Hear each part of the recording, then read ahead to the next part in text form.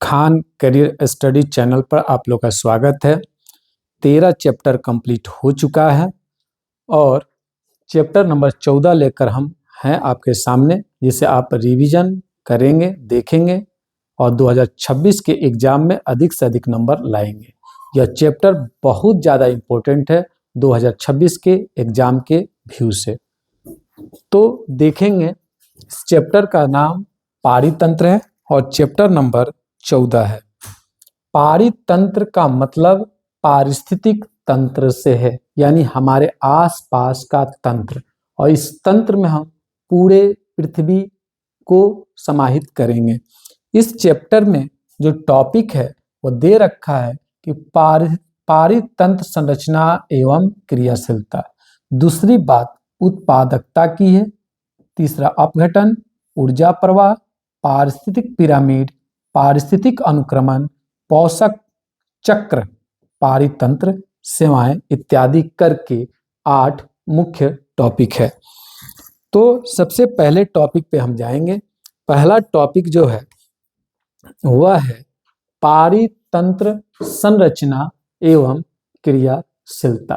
तो पारितंत्र में दो मुख्य आ जाएंगे, एक हो जाएगा जैविक और दूसरा हो जाएगा अजैविक।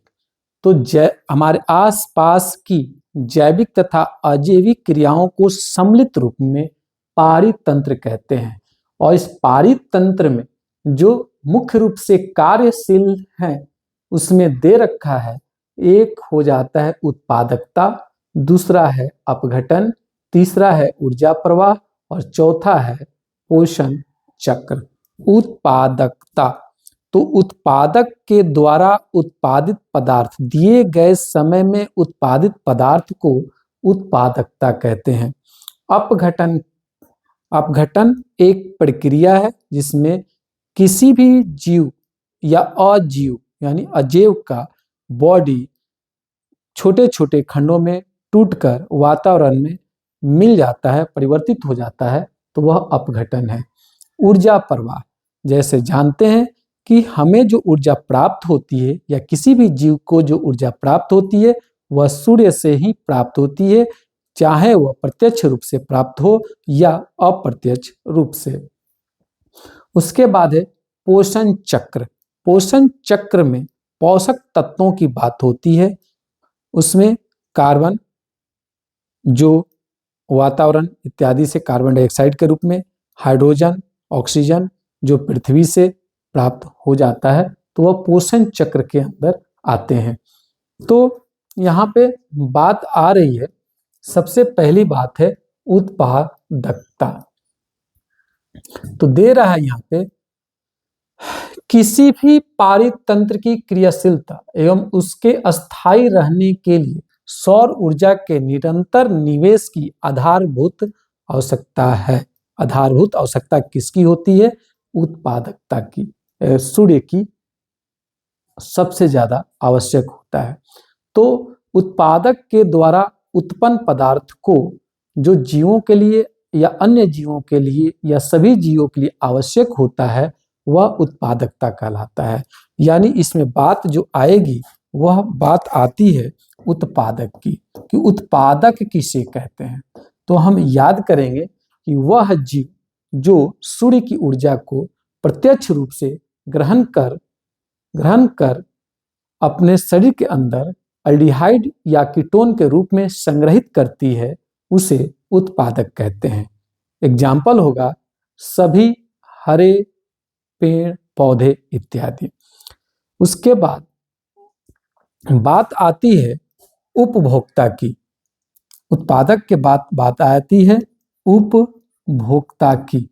उपभोक्ता वह जीव है जो पेड़ पौधों से सूर्य की ऊर्जा प्राप्त करता है, या ये कह सकते हैं कि वह जीव जो आवास तथा आहार के लिए प्रत्यक्ष रूप से उत्पादक पर निर्भर रहते हैं उसे उपभोक्ता कहते हैं। उपभोक्ता 3 तरह के होते हैं, प्राथमिक उपभोक्ता, द्वितीयक उपभोक्ता, तृतीयक उपभोक्ता। किसी किसी किताब में चतुर्थ भी दिए गए हैं। प्राथमिक उपभोक्ता किसे कहेंगे?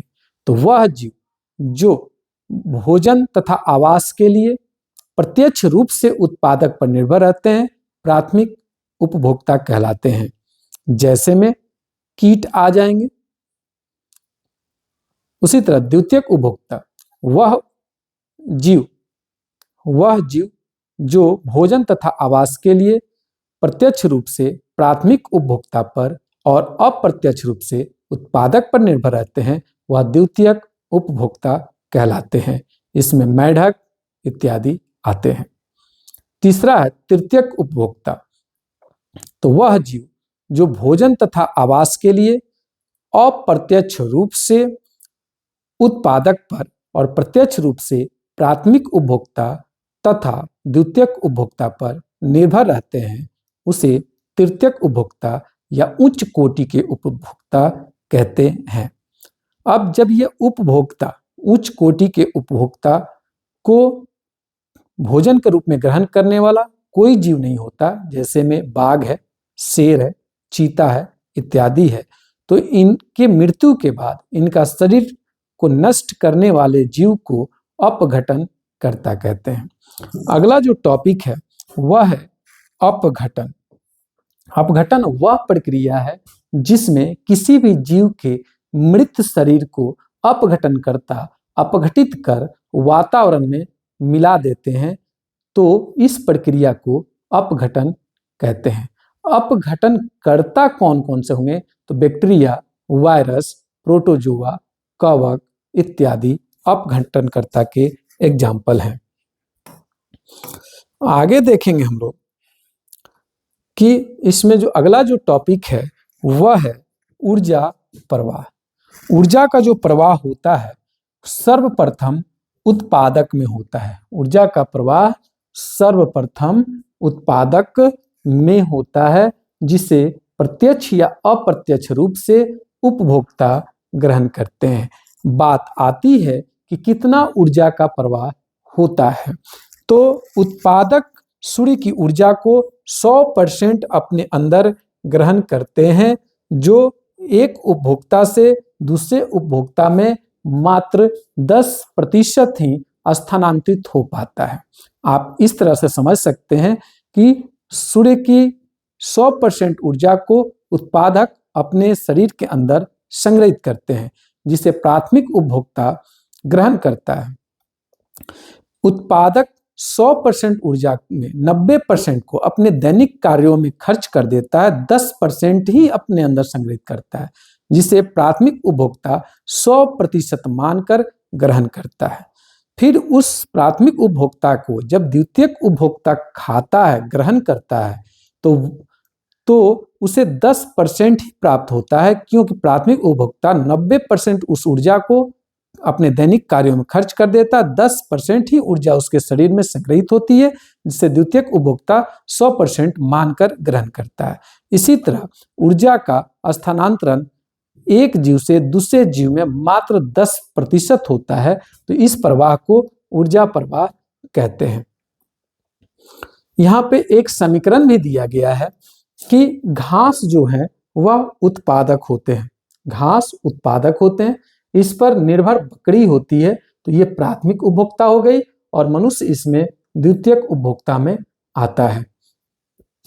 अब यहाँ पर अब बात आती है आहार जाल किसे कहते हैं? आहार जाल क्या है या आहार श्रृंखला? आहार श्रृंखला क्या है? तो बता दें कि पृथ्वी पर उपस्थित सभी जीव एक दूसरे से भोजन के लिए जब श्रृंखलाबद्ध तरीके से जुड़े होते हैं, तो उसे आहार श्रृंखला कहते हैं। सभी जीव एक दूसरे से या कुछ जीव एक दूसरे से श्रृंखलाबद्ध तरीके से जुड़े होते हैं, तो उसे आहार श्रृंखला कहते हैं। जैसे में आप कह सकते हैं कि घास के पत्ते को कीट खाते हैं और कीट को पक्षी खा जाते हैं, और पक्षी को इससे ऊपर वाला जीव जैसे बाज या बाघ भी लिख सकते हैं, खाता है। तो यह एक श्रृंखला बनती है, इसे आहार श्रृंखला कहते हैं। अगर यही दो या दो से अधिक आहार श्रृंखला एक दूसरे से जब आड़े तिरछे जुड़ती है तो आहार जाल, इंग्लिश में फूड वेब का निर्माण करती है या उसे आहार जाल कहते हैं। जैसे घास को खाने वाला दूसरा जीव खरगोश भी है और खरगोश को खाने वाला अगला जीव जो है वो सियार भी है, और इस सियार को कौन खा सकता है? बाघ खा जाएगा। उसी तरह घास को खाने वाला दूसरा जीव हिरन भी है और हिरन को बाघ खा जाता है। तो इस तरह से जो संरचना बनती है इसे आहार जाल कहते हैं। कहने का मतलब दो या दो से अधिक आहार श्रृंखलाएं या दो या दो से अधिक जीव आहार के लिए एक दूसरे से आड़े तिरछे जुड़ती है तो आहार जाल कहते हैं। अब आगे देखेंगे इसमें, तो इस चित्र को देखा जाए। इस चित्र में दिया है, नीचे है पादप पलवक घास या वृक्ष, ये पोषण स्तर की बात कर रहा है। पादप जो होता है ना वो पहला पोषण स्तर होता है क्योंकि ऊर्जा सर्वप्रथम सूर्य से इसी में प्रवेश करती है। उसके बाद प्राथमिक उपभोक्ता जो होता है वो द्वितीय पोषण स्तर होता है क्योंकि ऊर्जा प्राथमिक उपभोक्ता में जाता है। प्राथमिक उपभोक्ता से ऊर्जा द्वितीयक में जाता है तो ये तीसरा पोषण स्तर हो जाता है और ये मांसाहारी होते हैं। द्वितीयक उपभोक्ता से ऊर्जा चतुर्थ में जाता है तो ये चौथा पोषण स्तर होता है। इसका एग्जाम्पल भी दे रखा है, मनुष्य और शेर इत्यादि है। अब हम लोग अगला टॉपिक देखेंगे। अगला जो टॉपिक है उसका नाम है पारिस्थितिक पिरामिड। पिरामिड एक संरचना है जो इस प्रकार होता है जो चित्र में दे रखा है। इसमें सबसे नीचे वाला चित्र जो है उसमें प्राथमिक उत्पादक का नाम दिया गया है। तो हम जानते हैं कि पृथ्वी पर सबसे अधिक मात्रा में जीवों में पादप ही आते हैं, तो इनका साइज बड़ा रखा गया है। इस पर निर्भर प्राथमिक उपभोक्ता कम होते हैं, उससे कम द्वितीयक, उससे कम तृतीयक, तो इस प्रकार की संरचना बनती है। तो पिरामिड कई प्रकार के होते हैं। तो एक व्यष्टियों की संख्या के आधार पे होते हैं। तो व्यष्टियों में सबसे अधिक उत्पादक हैं, तब द्वितीयक, तब तृतीयक, तब बाकी उपभोक्ता आते हैं। उसी तरह अगर शुष्क भार की बात की जाए तो सबसे ज्यादा शुष्क भार प्राथमिक उत्पादक का होता है क्योंकि पृथ्वी पर सबसे अधिक पादप ही हैं। लेकिन इसमें जाएंगे तो ये जो तीसरा दे रखा गया है ये तालाब का है। इसमें उल्टा पिरामिड बनता है, यानी उसमें जो पादप पलवक होते हैं, जैसे समुद्र में पादप की संख्या या नदियों में वो काफी कम होती है, तो इसका साइज छोटा है लेकिन उस पर निर्भर जीव का साइज बड़ा है। तो उल्टा पिरामिड तालाब में बनता है, नदी में, समुद्र इत्यादि में होता है। आगे देखेंगे हम लोग, तो इसमें ऊर्जा प्रवाह को गणितीय रूप में दिखाया गया है।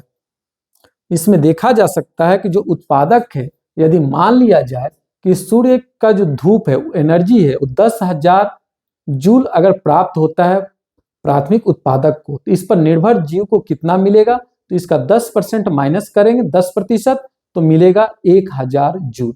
अगर इसी 1000 जूल को जब द्वितीयक उपभोक्ता खाता है तो उसे प्राप्त कितना होगा? 10% घटा देंगे तो 100 जूल प्राप्त होता है।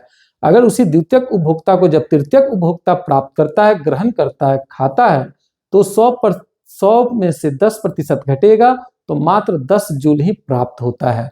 तो इस तरह से ऊर्जा का प्रवाह होता है। इसे 10% का ऊर्जा प्रवाह का नियम भी कहते हैं। अगला जो टॉपिक है पारिस्थितिक अनुक्रमण। तो बात तो पारिस्थितिक हम लोग जानते हैं जिसमें सजीव और निर्जीव दोनों सम्मिलित होते हैं, लेकिन यहाँ पे शब्द है अनुक्रमण। अनुक्रमण का मतलब होता है एक के बाद दूसरा, दूसरे के बाद तीसरा, क्रमबद्ध तरीके से बढ़ना, एक के बाद दो, दो के बाद तीन, वह अनुक्रमण होता है। बात कर रहा है पारिस्थितिक अनुक्रमण। जैसे मान लें कि किसी स्थान पर अगर पहाड़ है तो आज से 1000 साल बाद क्या वहां पे पहाड़ उपस्थित होगा? क्या उसी साइज, उसी आकृति का होगा? तो नहीं, उस पर अजैवीय कारकों का प्रभाव पड़ता है, जैसे प्रकाश, ताप, वर्षा इत्यादि का, जो आगे चलकर समतल में परिवर्तित हो सकता है। पहले पहाड़ की साइज धीरे धीरे घटेगी, छोटी होती जाएगी, कणों में टूटती जाएगी और अंततः समतल हो जाती है। तो इसे पारिस्थितिक अनुक्रमण कहते हैं। दिया भी है कि एक सुनिश्चित क्षेत्र की प्रजाति संरचना में उचित रूप से आंकलित परिवर्तन को पारिस्थितिक अनुक्रमण कहते हैं। एक सुनिश्चित क्षेत्र क्लियर करना है, प्रजाति संरचना में, प्रजाति जो जाति है, जैसे मैंने पहाड़ को ही समझाया, तो पहाड़ की जो संरचना है उचित रूप से आंकलित परिवर्तन, उसमें जो परिवर्तन होता है उसे आंकलित करते हैं तो वह पारिस्थितिक अनुक्रमण होता है।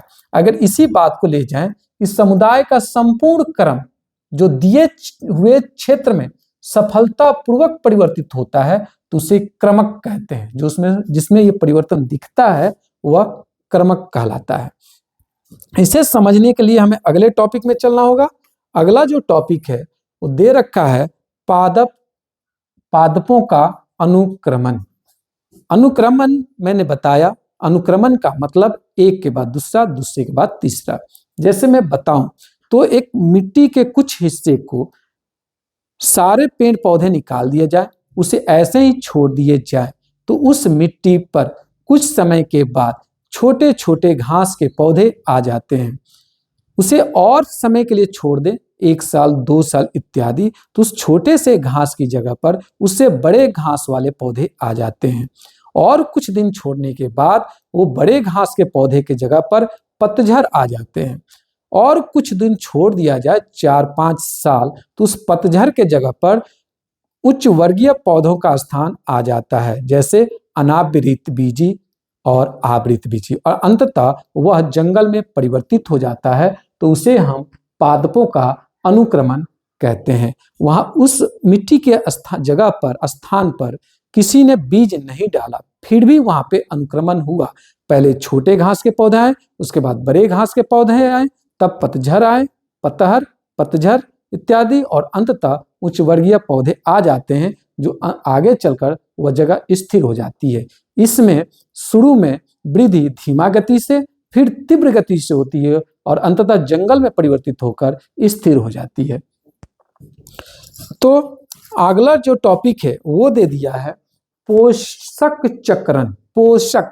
पोषक में हम लोग पढ़े हुए हैं या पढ़ेंगे कि पोषक जो होता है कार्बोहाइड्रेट, प्रोटीन, वसा, विटामिन और खनिज लवण।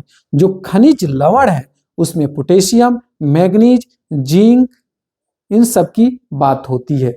तो पोषक चक्रण, जो पोषक का चक्रण होता है, पेड़ पौधे वायुमंडल से या मिट्टी से, जड़ के माध्यम से प्राप्त करते हैं। जब उनके किसी भाग को हम लोग खाते हैं तो हम लोग के शरीर में आता है, संग्रहित होता है और हमारी मृत्यु के बाद पुनः मिट्टी में मिल जाता है और फिर वो पौधों में जाता है। तो इस विधि को, इस प्रक्रिया को पोषक चक्रण कहते हैं। पोषक चक्रण में जो मुख्य तत्वों की बात करने वाला है उसमें बात आती है, दे रखा है यहाँ पे, कार्बन चक्र की बात आएगी। जानकारी के लिए बता दें हम कि पोषक तत्वों में hydrogen, oxygen, carbon, potassium, zinc, phosphorus, calcium इत्यादि तत्व आते हैं। लेकिन यहाँ पे कार्बन चक्र की बात करनी है। कार्बन चक्र में हम जानते हैं कि पौधे कार्बन डाइऑक्साइड के रूप में वायुमंडल से प्राप्त करते हैं और प्रकाश संश्लेषण क्रिया के दौरान उसे ग्लूकोज यानी एल्डिहाइड या कीटोन के रूप में परिवर्तित कर अपने शरीर में संग्रहित कर लेते हैं और ऑक्सीजन को पुनः वायुमंडल में वापस छोड़ देते हैं। तो इस तरह से कार्बन का चक्रण होता है। उसी एल्डिहाइड या कीटोन को जब अन्य जीव फल के रूप में या पत्ता जिसे साग के रूप में या उसके किसी अन्य भाग को खाता है तो उसके शरीर में जाता है। उसकी मृत्यु के पश्चात फिर वो वातावरण में जाता है जहां से पेड़ पौधे प्राप्त करते हैं। तो इस तरह से कार्बन का चक्रण होता है। अगला जो टॉपिक है इसमें फास्फोरस चक्र की बात करता है। जानकारी के लिए बता दें कि फास्फोरस जो है तल छट्टी में पाया जाता है, चट्टानों में पाया जाता है। पहाड़ के जो चट्टान होते हैं, मिट्टी जो होती है उसमें रहता है, जिसे पेड़ पौधे अपने जड़ के द्वारा मिट्टी से प्राप्त करते हैं और अपने शरीर में संग्रहित करते हैं। जब पेड़ पौधे के किसी भाग को अन्य जीव प्राप्त करता है, जैसे उसके फल को या फूल को या पत्ता को, डाल को या तना या जड़ को, तो वह पोषक तत्व उसके शरीर में जाता है और जब उसकी मृत्यु होती है तो पुनः वो तलछट्टी में या चट्टानों में परिवर्तित हो जाता है, जहां से पेड़ पौधे पुनः प्राप्त करते हैं और यह प्रक्रिया निरंतर चलती रहती है। तो इसे फास्फोरस चक्र कहा जाता है। इसी तरह शरीर में बहुत सारे चक्र होते हैं फास्फोरस के जैसे। आप देखेंगे यहाँ पे कि जो मैंने समझाया वो इस डायग्राम में दिया हुआ है। चट्टानी खनिज यानी बहुत से खनिज लवण या खनिज या तत्व चट्टानों में होते हैं। वह पहले मृदा विलयन बनाते हैं, यानी बारिश जब पहाड़ों पर पड़ती है चट्टानों पर तो हल्के हल्के टूटकर मिट्टी में मिल जाते हैं, जहां से पौधे प्राप्त करते हैं। तो इसे मृदा विलयन बोला गया है। उसके बाद यहाँ पे दिया अपरद। अपरद में उपभोक्ता का भी शरीर जब डेथ होता है, मृत्यु होता है, तो शरीर अपरद होता है, छोटे छोटे खंडों में टूटता है, सारे तत्व शरीर से अलग होते हैं। तो अपरद होता है यानी अपघटन होता है, तो मृदा विलयन बनता है। अब जो है यह मृदा विलयन को उद्वाह के रास्ते उत्पादक को प्राप्त होता है।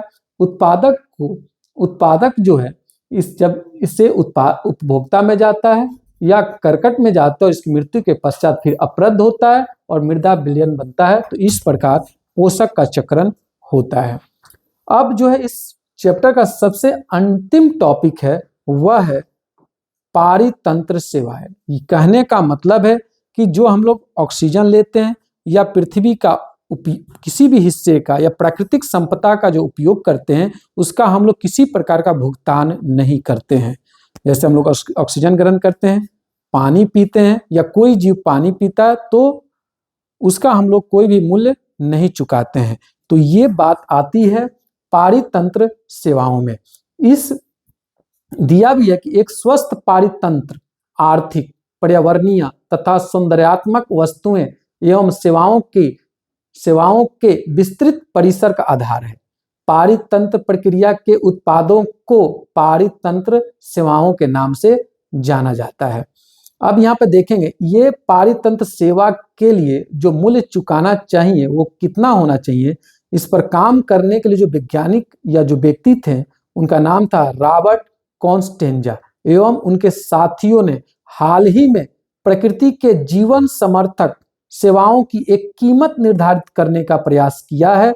शोधकर्ताओं ने इस मूलभूत पारिस्थितिक तंत्र की सेवाओं की एक वर्ष की कीमत याद कर लेना है, औसतन 33 ट्रिलियन अमेरिकी डॉलर तय की है, जिसे व्यापक तौर पर अनुदत्त भाव से लिया जाता है। अनुदत्त भाव का मतलब लगभग में इससे ज्यादा भी हो सकता है क्योंकि वह मुफ्त प्राप्त है। यहां देखेंगे कि यह मूल्य वैश्विक सकल उत्पाद, जो पूरे विश्व का जो जीडीपी होता है, सकल उत्पाद होता है, की कीमत का लगभग 3 गुना ज्यादा है, जो कि 18 ट्रिलियन अमेरिकी डॉलर के बराबर होता है। तो इस तरह से यह चैप्टर समाप्त होता है, जिसे आप रिवीजन के तौर पर देखें और अत्यधिक नंबर प्राप्त करें। और इसे जरूर देखें, इसे लाइक करें, कमेंट करें, शेयर करें, सब्सक्राइब करें। धन्यवाद।